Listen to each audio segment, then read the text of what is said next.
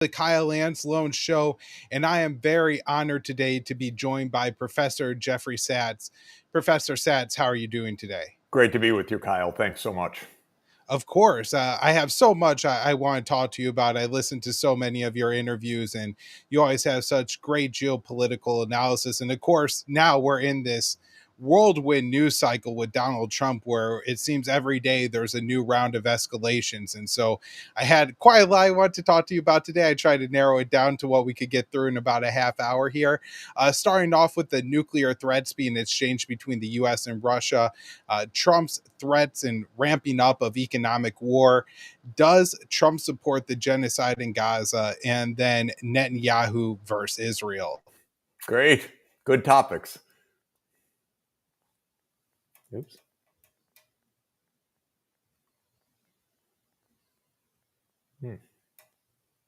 He just signed a law allowing for citizens age 60 and above to serve in the military.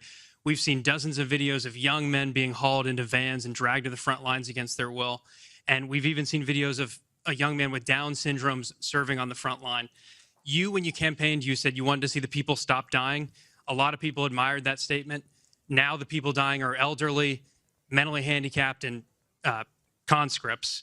So even if a ceasefire doesn't work out, why should Americans continue to fund a foreign military that's scraping the bottom of the barrel of its population like this? Well, you have to understand, very importantly, this is Biden's war. This is not my war. I'm here to get us out of it. It's a mess, and I'm here to get us out. I haven't heard that when you say about 60-year-old men and, et cetera. But this is Biden's war, and we're working very hard to get us out. I stopped 5 wars in the last 5 months, actually, and I'd like this to be the 6th, frankly, and that doesn't even include Iran, with obliterating their nuclear haul, because they would have had nuclear weapons within 2 months. But stopped a lot of wars. You just take a look at the ones just over the last 2 or 3 months. It's been amazing. This is the one I'm trying to stop. This is the one we're working hardest on. The other ones I stopped within a matter of days, almost every one of them, including India and Pakistan, and I could go over the whole list, but you know the list as well as I do. But this is the one we'd like to see. I haven't not heard that, but this is Biden's war, and it's a war that he got us into, or indirectly got us into. It should have never happened. It would have never happened had I been president. Yeah, next. So here we have Donald Trump presenting himself as a peacemaker. And of course, he's also posting on his True Social account, nuclear saber rattling, saying that he's sending, I believe, 2 nuclear submarines to be positioned in the appropriate regions, which means, somewhere near Russia. Professor Sachs, what do you make of this? Well, first of all, this is not Biden's war. This is Clinton's war, Bush Jr., Obama, Trump 1, Biden, and Trump 2. This is a war that reflects 30 years of the military-industrial complex trying to expand NATO, U.S. military bases, U.S. missile systems to surround Russia. This is a war that goes back to terrible decisions that Clinton made as early as 1994, that contrary to promises made in the context of the reunification of Germany in 1990, that NATO would not move 1 inch eastward. Clinton broke the promise. All subsequent presidents have continued to break that promise. And that is the origin of this war. You can trace terrible decisions made by every president, including Donald Trump in his first term. He built up the Ukrainian military to around 1 million, a 1 million person army. He armed Ukraine heavily. He set up this escalation of war, and there was already war going on during his time in office. What's happened since 2021 is an escalation of a war that began in 2014. President Obama played a major role because it was his administration that participated in a coup in Kiev in February 2014 that installed a pro-NATO regime, toppling a president that favored neutrality, something that the U.S. deep state or the military-industrial complex objected to, so they decided to overthrow Yanukovych. This war is a U.S. deep state war. Trump has not shown the intelligence, resolve, and focus to end this war right now. What it would take would be honesty by the U.S. president to say it was a mistake to expand NATO to Russia's borders. It was a mistake to put missile systems all over Russia's neighborhood, and actually to tell the Russians in January 2022 that maybe they would go into Ukraine as well, because Blinken refused, and that means Biden also refused to rule out the placement of American missile systems in Ukraine. Well, Trump, what he said recently is there must be a ceasefire. What the Russians have said, perfectly sensibly, by the way, they have said we must have a peace agreement that settles the underlying reasons for the war. Trump is a coward so far. He won't admit the underlying reasons of the war. They put the United States in a bad light because it's so easy to blame everything on Putin. It's not so easy to say, well, maybe that NATO enlargement was the provocation that started all of this. And I would say to Americans listening, just imagine that Russia put a military base on the Rio Grande in Mexico on the US border. How would things unfold? That's exactly what the United States intends to do and, in effect, has done in Ukraine. Suppose China had said we're going to have a military base in Canada. Would this play well? Would the White House say that's their business? That nothing for us to worry about? No. So the United States plays dangerously, provocatively. I don't know what Trump understands or doesn't understand. He doesn't make any sense day by day.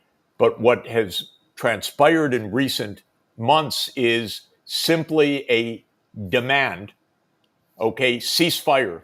And the Russians say, yeah, but what? How do we end the conflict? And for that, complete mum on the U.S. side. That's pathetic, by the way. Aren't there any grown-ups in Washington that still can have diplomacy, negotiations, discussions, get to root causes of things? Doesn't seem so. Our level of discourse in the political sphere is so pathetic, definitely worse than any second-year undergraduate class I know of. Just nothing makes sense because they don't talk honestly or they don't understand anything. Right. And so that's one of my real concerns about Trump's foreign policy so far is how much of it is really being conducted over Truth Social. And I've heard Marco Rubio and a few other cabinet level officials say that Trump dictates foreign policy by the force of his personality. And so it really almost seems to me that when Trump is making these kinds of threats, that's him being emboldened in the force of his personality. So, how serious should we take it? How alarmed should we be when the president is saying that he's moving around U.S. nuclear assets on his True Social account and making threats towards Russia? Very alarmed because it's not in a vacuum. It's in an extraordinarily dangerous context. A few weeks ago, Ukraine, using and British intelligence and perhaps support from other countries as well, attacked part of Russia's nuclear triad. There was an attack on using drones that had been smuggled in or positioned in Russia to attack part of the strategic bomber fleet of Russia. This is quite extraordinary. We're talking about attacks supported by Western intelligence and other Western military support, satellite readings, positioning, and so forth, to attack part of the Russian nuclear fleet. Well, it's just unimaginably dangerous. And there are a lot of crazy people in Britain. The whole leadership is crazy as far as I'm concerned. They lost their empire, but they didn't lose their imperial mentality at all. And in the CIA, it's the same story. I'm sorry to use intemperate language, but idiots like Lindsey Graham or Richard Blumenthal who just want to escalate, of course it's dangerous because people are completely intemperate. The president is seemingly without any understanding, and he's played or he plays others or he's got delusions of grandeur, whatever it is. This is very dangerous. Right. Well, one thing I really wanted to get your insights on was what you think the level of foreign policy discourse in the US is now compared to even a couple decades ago. You mentioned there Richard Blumenthal and Lindsey Graham, and I agree with you. They're absolute idiots. And yet, if Fox News Sunday or Meet the Press is going to have on a senator to discuss foreign policy, they're going to put Lindsey Graham and Richard Blumenthal up there as, kind of the Democratic and Republican expert on foreign policy. These are supposed to be the senators that have a deeper understanding of the issue. But then when you listen to Lindsey Graham speak, he's, talking about conducting foreign policy through whooping Putin's ass. Like seems to be how he also looks at it. So do you think there's been like a real steady decline in the foreign policy thinkers and even among the establishment who maybe, you were very critical of and I've been critical of, but they seem to be getting far worse as time goes on? I can't see any foreign policy thinkers in Washington right now that I have respect for, that understand history, that understand context, that understand prudence, that understand how dangerous this situation is. The Senate, other than I like one senator, Rand Paul, but the rest of the Senate is absolutely vacuous. And just go to the House side. Oh my God, it's not even imaginable how horrible this is. Think of it. Our Congress gave 57 standing ovations to Benjamin Netanyahu. To my mind, that says it all. Either they're completely bought, or they're complete idiots, or they're completely blackmailed, or some combination of all of them. But there isn't one that's thinking right now, excuse me. And this is not the situation as it was 30 years, 40 years. I'm old enough to say 50 years ago. I remember J. William Fulbright. He was a brilliant senator, chairman of the Senate Foreign Relations Committee. He wrote books. Can you imagine a senator who writes books right now?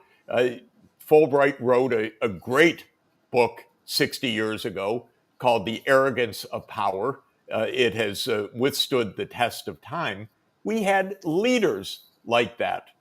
And, even if one didn't agree with them or did agree with them or agreed with them on some things, but not others, Chuck Percy or Fulbright or many other leaders in the Senate you look to, Frank Church, they had ideas. They discussed, they debated, they stood up, they gave speeches that you wanted to read and listen to and then debate yourself. We don't have that at all right now. We have lost all discourse. Now, what has happened? I think Eisenhower told us exactly. He told us on January 17th, 1961, in his farewell address, that the military-industrial complex had already taken over Washington. Here was the general, the supreme Allied command leader, then President of the United States, warning Americans in his farewell address that the military-industrial complex was threatening everything that Americans held dear and believed about their political system. That was 1961. I think he basically told us what had already happened. My own view is that they did in John F. Kennedy, but basically this has been a war machine for decades. And it means that the independent voices have basically disappeared over time, to the point where there is no foreign policy debate within the Congress or basically led by the political class. It takes people like you to make the debate, because we don't have it in the Senate chambers or in the House. Right. Right. So, the last question I wanted to ask you here is, you've pointed out in, I believe, 2022 or late 2021, you had talked with Jake Sullivan, then National Security Advisor to Joe Biden, and had advised him to take the deal that Russia had on the table to avert war. And for that position, and for people who have advocated against supporting the proxy war in Ukraine, people have often been called Putin puppets or anti-Ukraine. I've long argued that people on this side are actually pro-Ukrainian, because they would have gotten a far better deal had they taken that initial agreement. And I don't think there's any denying that point now. But some of what we argue is, at that time, the U.S. had a lot of leverage, re-entering to the INF treaty, extending the New START treaty, removing some NATO war games that occur on Russia's border, are taking permanent NATO installations out of the Baltic states, are probably all things that Russia would be very happy with. And so, do you think there's still room for the West to help Ukraine get a better deal? Or is at this point, Russia is just going to win this thing militarily? Let's just say the following. In January 2014, that is the month before the coup, Russia had zero territorial demands on Ukraine. It wasn't demanding Crimea. It wasn't demanding anything of Ukraine. Then Obama basically supported a coup that immediately the new post-coup government in Kiev said, we think the Russians should leave their naval base in Crimea. Well, this was part of Brzezinski's idea all along, that kick the Russians out of the Black Sea. That was why the coup was undertaken, actually. So the Russians took back Crimea immediately, because that's been their naval base since 1783. They were not going to have it fall into NATO hands. But even then, they didn't say, well, we demand the Donbass. What happened was, after the coup, the ethnic Russian regions of eastern Ukraine said, we don't accept this coup. And especially because the new regime said, you can't speak Russian. You can't teach in Russian. And a crackdown began on ethnic Russians. And so Russia, even at that point, didn't say, we annex that territory. What Russia said, when the Ukrainian military and paramilitary and these right-wing Azov Brigade and the Right Sector and others started to attack and kill people in the Donbass, Russia said, this region needs autonomy, not annexation by Russia, but autonomy. That was the Minsk agreements. The Minsk agreements were not to take territory for Russia. And the Minsk agreements, by the way, were guaranteed by France and Germany and voted unanimously, thank you, by the UN Security Council. What did the United States do under Donald Trump 1? It dissed them. It said to the Ukrainians, you don't have to abide by the Minsk agreements. And that is what brought us up to the brink of war in December 2021, when I spoke with Jake Sullivan. Because even at that point, Ukraine hadn't lost territory other than Crimea, for this obvious reason that these coup leaders thought they were going to grab the Sevastopol naval base. Mm-hmm. But in December 2021, I spoke with Jake Sullivan. I didn't say, by the way, take the Russian deal. I said negotiate on the basis of the Russian draft agreement, because it made sense. I said, tell them, Jake, that NATO's not going to enlarge and avoid the war. And he said a couple of things that are extraordinary to me. first he said, "Oh, Jeff, NATO's not going to enlarge to Ukraine." I said, "Huh?" He said, "NATO's not going to enlarge to Ukraine." I said, "Jake, you're going to have a war over something that's actually not going to happen?" And then the second incredible thing he said to me is, "There's not going to be a war. Don't worry. There's not going to be a war. We're going to handle this diplomatically." All I can say, Kyle, is I'm deeply underwhelmed. I'm deeply underimpressed. I heard it with my own ears. I was in the midst of a 1-hour conversation. Don't worry. By the way, he said, open door policy of NATO. We can't go against that. I said, "Jake, is there an open door policy for Mexico to have Russian military bases or Chinese military bases?" "Yeah, Jeff, that has nothing to do with it." I said, "Of course it has everything to do with it. What is this open door policy? What a nonsense that is. No, you can't just go where you want as a superpower and expect that you're going to have peace. You're provoking a war. No, there's not going to be a war. Don't worry about it." So that's the level of Washington right now. It's incompetence. It's not making America safer, not one whit safer. Now, when the Russians invaded in February 2022, within 10 days, Zelensky said, okay, well, we can have neutrality. And they exchanged documents. Actually, the Ukrainians put forward documents. I spoke with the Russians about this at length. And the document was sent to President Putin. President Putin said, okay, look, we can negotiate on this basis. And that began what is now called the Istanbul process. The Turkish diplomacy became mediators. And by April 15, there was essentially a draft agreement reached with still a couple questions, but very close to ending the war. That's 1 million Ukrainian deaths ago. And what did the United States do? They came and they told the Ukrainians, don't take the deal. You don't have to accept neutrality. You're going to be part of NATO. We got your back. We're going to defeat the Russians. Blah, blah, blah, blah, blah. And that's already more than 3 years ago. And Ukraine, as I say, we don't know the exact count, but probably 1 million dead and some comparable number gravely wounded during this period. The cemeteries are packed in Ukraine, and they're expanding these cemeteries everywhere.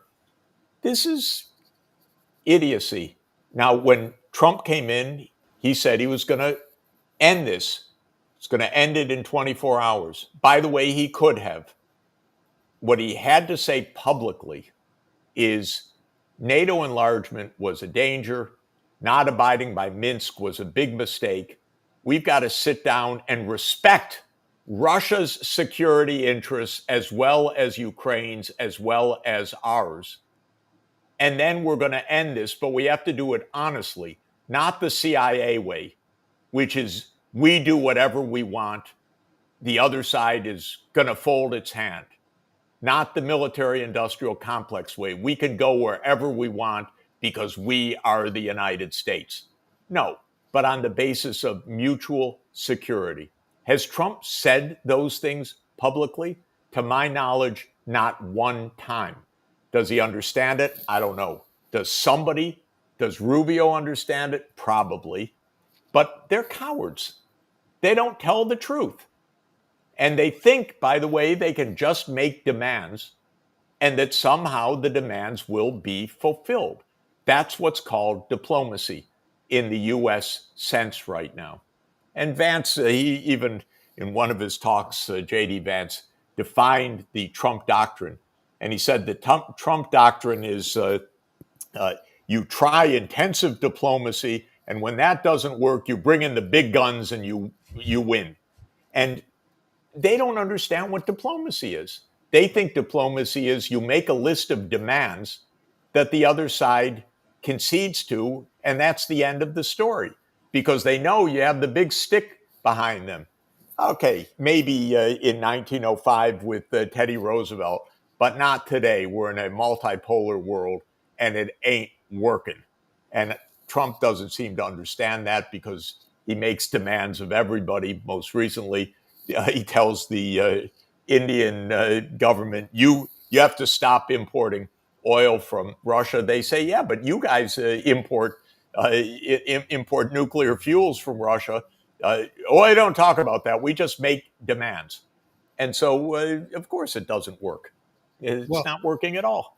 Well, that's exactly the next question I wanted to ask you. Maybe we could go into this in a little bit more detail because Trump maybe has himself in a little bit of a bind. He was super critical of Biden's policy of sending all these arms to Ukraine through aid. There's a limited number of arms that the Europeans will buy. And honestly, the US probably has a limited number of weapons to even sell the Europeans at this point in time. And so it appears he's going to go the route of economic warfare and to try to do what Biden said he was going to do, cripple the Russian economy through sanctions and tariffs. And it seems his first target on the list is India.